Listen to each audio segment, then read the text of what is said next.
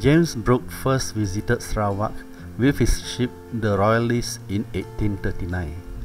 2 years later, in 1841, he was proclaimed the Rajah of Sarawak.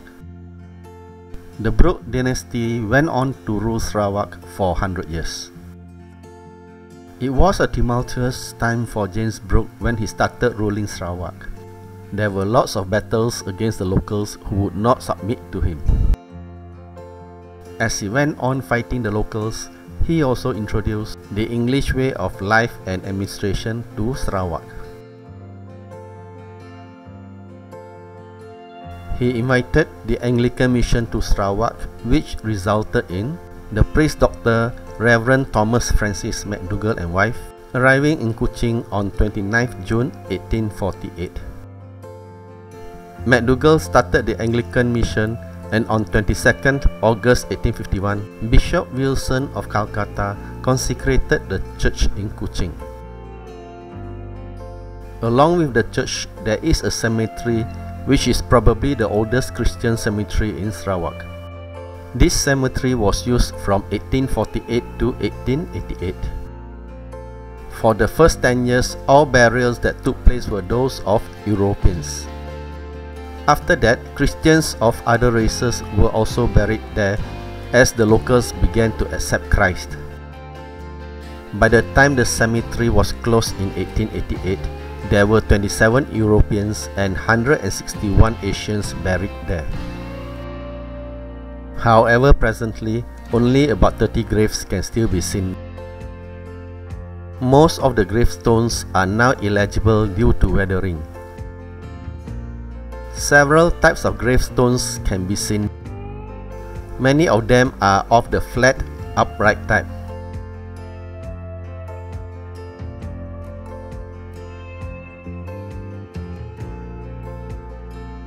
This is one of the few gravestones that is still legible.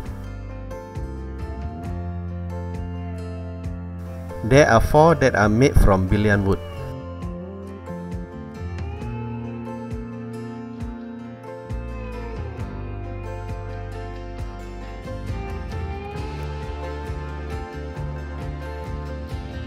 There are also a few lawn memorial type. This one belongs to William Harris. Can anyone shed some light on him?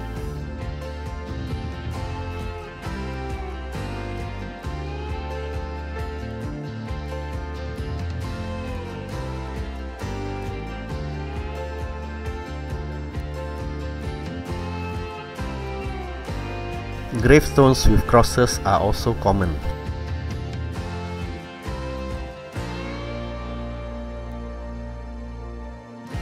One thing that caught my attention is that these people buried here died young.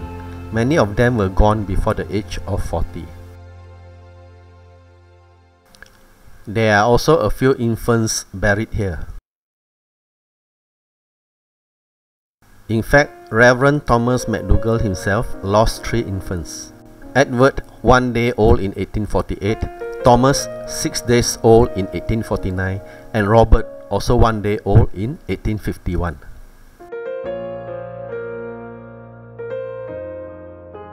There are 2 obelisk gravestones in this cemetery.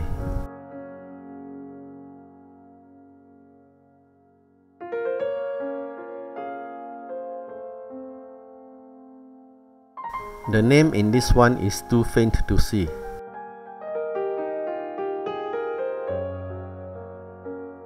This one, on the other hand, looks new and the inscription is clear.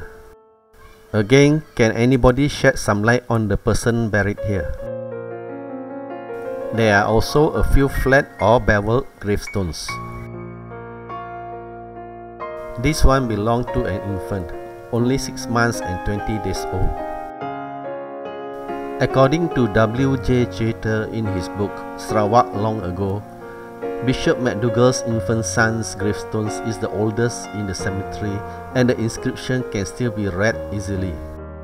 However, I couldn't find one like that, and this one has faint inscription that I could just read the words Sons of McDougall, so I'm not sure if this is the one.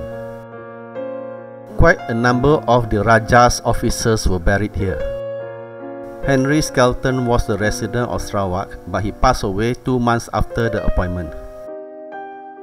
This one belonged to Charles Trimble, who was involved in the Chinese insurrection of 1857. He also served as the treasurer of Sarawak before he died. And then there are 2 graves that look the same, as if they are twins.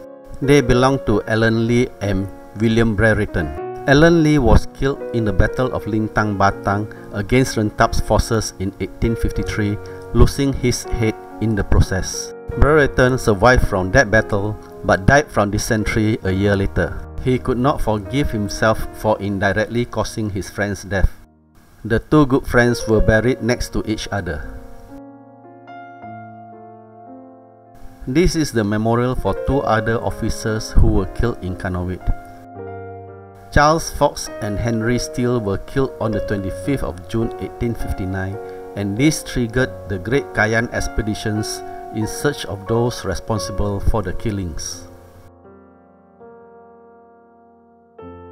The old cemetery, located in a quiet part of St. Thomas's Cathedral compound, will surely fascinate history buffs keen on the White Rajahs history. But probably a lot more secrets remain with those buried here, which we will never know. Thank you for watching this video.